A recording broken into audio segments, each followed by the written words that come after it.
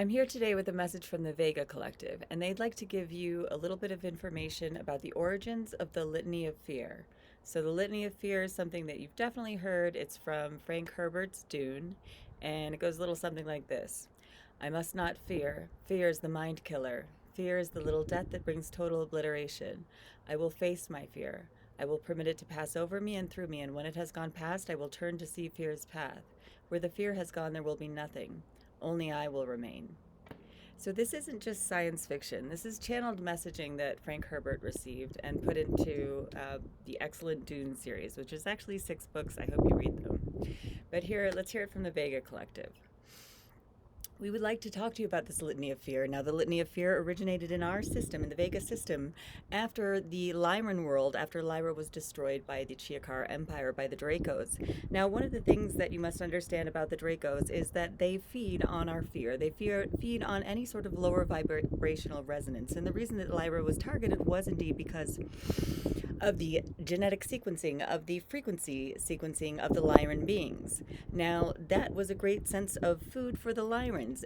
At that point in time, during that particular war, we were not technologically prepared. We were technologically underprepared, woefully underprepared to meet the Draco Chiakkar Empire.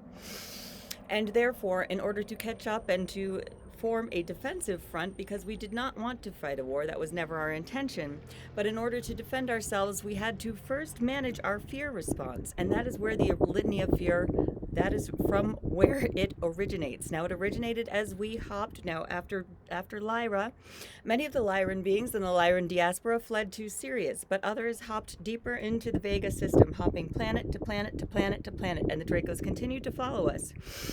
As we engaged with technology, as we needed to do in order to defend ourselves, we had to continue to protect our energetic frequency.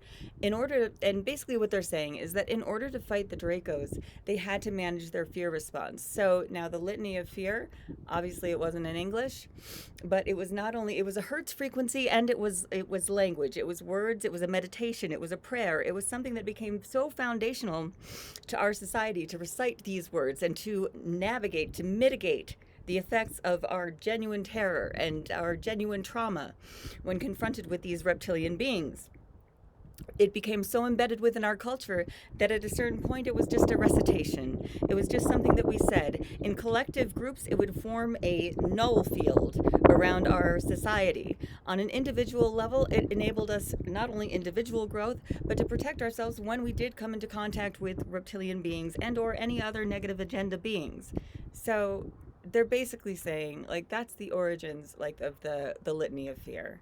And they would also like to say that as you head into this Lionsgate portal, as you head into this new world in the 5D ascension path, you may be experiencing a range of emotions, both highs and lows. All of this is fine, all of this is good. All of this is necessary to purge ancient trauma dating back to Lyra, dating back to many of your lifetimes in many different star systems, many different worlds, including this one. And what we would encourage you to do is to recite this litany, or at least learn it, recite it, any form of it, to mitigate your fear should you come into contact with fear. It is not a necessity, but it is a meditation. It is hertz frequency. It is a resonance. And as you step into this 5D world, we step with you. Step boldly through the Lionsgate portal, and they'll see you on the other side. And so will I.